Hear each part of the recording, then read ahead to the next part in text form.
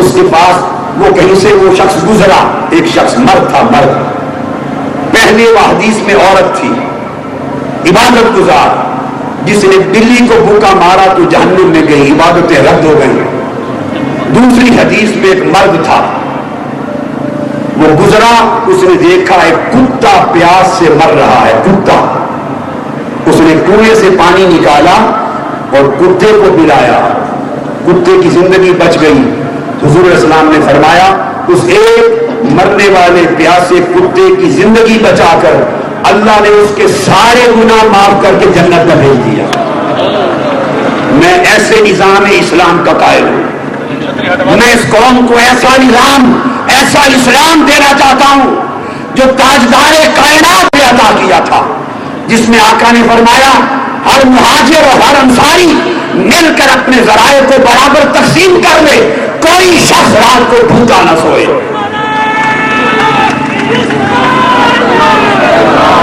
اب میں نے جو 8 ذرائع بتائے آپ کو، 8، ان 8 ذرائع سے حاصل ہونے والی آمدنی جو پاکستان کی بڑھ جائے گی، داخلی ہمارے وہ اپنے لوکل ریسورسز، ایک پیسہ بھی باہر سے لیے بغیر یہ 4000 ارب روپے سالانہ بنتے ہیں۔ سن لیجیے، 4000 ارب روپے سالانہ بنتے ہیں، اور میں نے 10 نکاتی ایجنڈا جو غریبوں کو اور عوام کی خوشحالی کا دیا ہے اور ایوولوشن پاور کا، وہ سارے کے سارے ایجنڈے کی تکمیل 4000 ارب روپے سالانہ کے اندر مکمل ہو جاتی ہے۔ 1 روپیہ باہر سے لینے کی ضرورت نہیں ہے۔ اب مجھے آپ جواب دیں، یہ وسائل جو میں نے آپ کو بتائے، یہ میں نے بین الاقوامی ریسرچ اور ان کے پبلشڈ سرویز کی روشنی میں بتائے، جنہیں کوئی شخص رد نہیں کر سکتا۔ یہ حکمرانوں کے پاس بھی یہ موجود ہیں، سارے ذخائر، سارے وسائل، مگر یہ سب کچھ اس ملک کے کروڑوں غریبوں کا مقدر بدلنے کے لیے استعمال نہیں ہوتا۔ ہاں، مقدر بدل رہے ہیں ان کے اپنے، ان کی نسلوں کے، ان کے خاندانوں کے، 100 سال تک ان کے خاندان پل رہے ہیں۔ پوری دنیا میں کسی جمہوریت کے اندر، بادشاہت کو چھوڑ کر کسی جمہوریت کے اندر مجھے ایک ملک بتا دیں، ایک ملک جس ملک میں 22 یا 24 کے قریب وزیر اور MLA MPA ایک ہی خاندان کے ہو، ایک ہی خاندان کے، ایک ملک بتا دیں۔ یہ شان صرف پاکستان کو حاصل ہے۔ سارا ملک ایک خاندان کے ہاتھ میں ہے، علاوہ اس کے کسی کو پر مارنے کی اجازت نہیں۔ تو اس کا نام اسلامک ریپبلک آف پاکستان کیوں ہے؟ یہ ڈیناسٹی ہے، یہ بادشاہت ہے،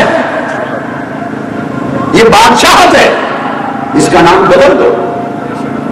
اب یہ ڈیناسٹی نہیں رہے گی، اقتدار اب عوام کو منتقل کرنا ہوگا، عوام کو خوشحال بنانا ہوگا، اس قوم کے وسائل عوام پر خرچ ہونا ہوں گے، اس قوم کے کروڑوں غریبوں کا مقدر بدلے گا، ملک میں خوشحالی آئے گی، ملک میں ترقی آئے گی، مگر اس ترقی کے لیے ساتھ اضافی طور پہ یہ بھی ضرورت ہے کہ حکمرانوں کا اور دہشت گردوں کا گٹھ جوڑ ختم کیا جائے۔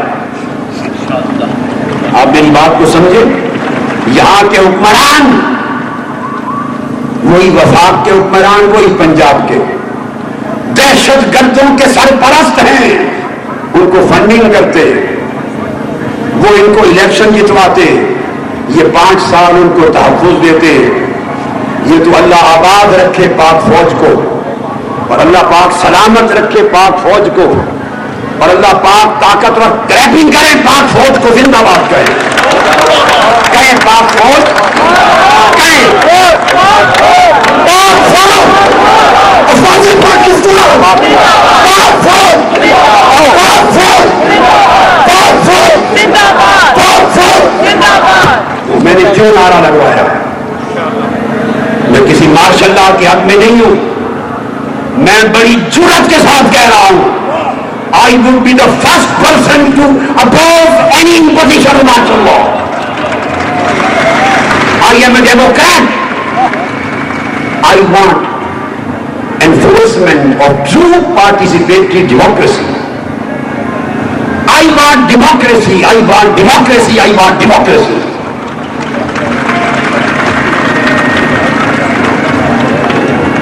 پاک فوج کو زندہ باد اس لیے کیا کہ انہوں نے ضرب عزم جو نواز شریف صاحب کبھی شروع نہیں کرنا چاہتے تھے، دہشت گردوں کے خلاف آپریشن شروع نہیں کرنا چاہتے تھے، کئی مہینے ان کو دیے مذاکرات کے نام پر، وہ مذاکرات چلتی رہی، وہ مذاکرات نہ تھے، وہ مذاکرات تھی، یعنی قوم کے ساتھ مذاق تھا، اور رات میں ان کو ری آرگنائز ہونے کا موقع دے رہے تھے، ری گروپنگ کا موقع دے رہے تھے، فنڈنگ کا موقع دے رہے تھے، ری کنسولیڈیٹ کر رہے تھے۔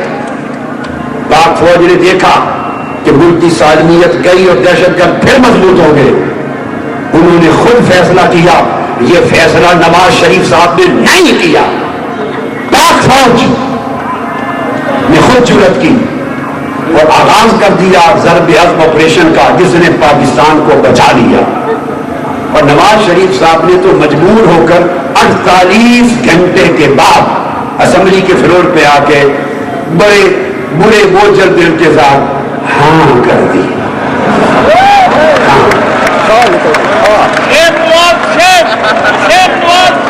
پاک فوج نے دہشت گردی سے بچا لیا۔ اور سن لیں، وہ تھی اور قسم کی دہشت گردی، اور ملک کے اندر ایک سیاسی اور معاشی دہشت گردی ہے۔ جب کروڑوں لوگوں کو کھانا نہ ملے، یہ دہشت گردی ہے، بدترین معاشی دہشت گردی۔ جن کروڑوں کو پینے کا ستھرا پانی نہ ملے، یہ معاشی دہشت گردی ہے۔ جن بیکار لوگوں کو گھر نہ ملے، یہ معاشی دہشت گردی ہے۔ جن لاکھوں ملین جوانوں کو روزگار نہ ملے، تھوڑا پڑے، یہ معاشی دہشت گردی ہے۔ جن کو خوشحال زندگی نہ ملے، یہ معاشی دہشت گردی ہے۔ جب لوگ خودکشیاں کرنے لگے، یہ معاشی دہشت گردی ہے۔ جو لوگ گردے بیچ کر گھر کا چولہا چلانے لگے، یہ معاشی دہشت گردی ہے۔ جب لوگ مردے اٹھا کر کاٹ کے کھانا پکانے لگے، یہ معاشی دہشت گردی ہے۔ جب لوگ بیٹیوں کی عزت بیچ کر گھر چلانے لگے، یہ معاشی دہشت گردی ہے۔ پاک فوج نے وہ دہشت گردی ختم کی، اور ہم انقلاب کے ذریعے معاشی دہشت گردی کو ختم کریں گے، اور سیاسی دہشت گردی کو ختم کریں گے، اور سماجی دہشت گردی کو ختم کریں گے، اور جو خواتین کے خلاف دہشت گردی ہو رہی ہے اسے ختم کریں گے، جو مائنورٹیز اور غیر مسلموں کے خلاف دہشت گردی اسے ختم کر دیں گے، فرقہ واریت کی صورت میں دہشت گردی کو ختم کریں گے، اور تمام معاشرے کے طبقات کو یکساں خوشحالی اور ترقی کے مواقع انشاءاللہ انقلاب کی صورت میں آئیں گے۔ کل میں نے انقلاب کے پوائنٹس دیے تھے، آج ثابت کر دیا کہ انقلاب ممکن ہے، اور اپنے وسائل سے ملک چلانا ممکن ہے، اپنے وسائل سے کروڑوں غریبوں کو خوشحال بنانا ممکن ہے، اپنے وسائل سے پاکستان کو ترقی یافتہ بنانا ممکن ہے، مگر اس کا راستہ صرف اور صرف سبز انقلاب ہے۔ گفتگو ختم کرنے سے پہلے آخری پیغام سن لیں، انقلاب آئے گا، اور ادھر ہمارے قیام کے دوران آئے گا۔ انقلاب کے بغیر لاکھوں لوگ ملینز واپس بولیے جاؤ گے؟ اگر آپ جانا چاہتے ہیں میں آپ کو اجازت دیتا ہوں، ہاتھ کھڑا کر اجازت دیتا ہوں۔ انقلاب کے بغیر کسی نے جانا ہو، کھلی اجازت ہے، کھلی اجازت ہے۔ امام حسین علیہ السلام نے بھی فرمایا تھا، شب عاشور 10 محرم کی رات اپنے خیمے میں سب کو جمع کیا اور فرمایا چراغ گل کر دو، دیے بجھا دو، اندھیرا کر دو، اور فرمایا مشکل وقت آنے والا ہے، مشکل گھڑی آنے والی ہے، جو چھوڑ کے جانا چاہتا ہے میں نے اندھیرا اس لیے کیا کہ وہ چلا جائے اور میں دیکھ بھی نہ سکوں اندھیرے میں. فرمایا اللہ کی عزت کی قسم اگر جو بھی چھوڑ کے چلا جائے میں قیامت کے دن اپنے نانا کے حضور شکایت بھی نہیں کروں گا. چلے جاؤ بار بار کہا. پھر جب چراغ جلے تو ایک شخص بھی نہیں گیا تھا. پوچھا کیوں نہیں گئے؟ انہوں نے کہا حسین آپ کو چھوڑ کر ہم نہیں جا سکتے. لوگوں اب تو کوئی حسین نہیں ہے کائنات میں, اب تو کوئی حسین نہیں ہے. اب تو حسین کے نالین جوڑوں کی خاک کے برابر بھی کوئی نہیں ہے. اب تو حسین کی گنجیوں کی دھول کے برابر بھی کوئی نہیں. ہم تو ادنا غلام ہیں امام حسین کے.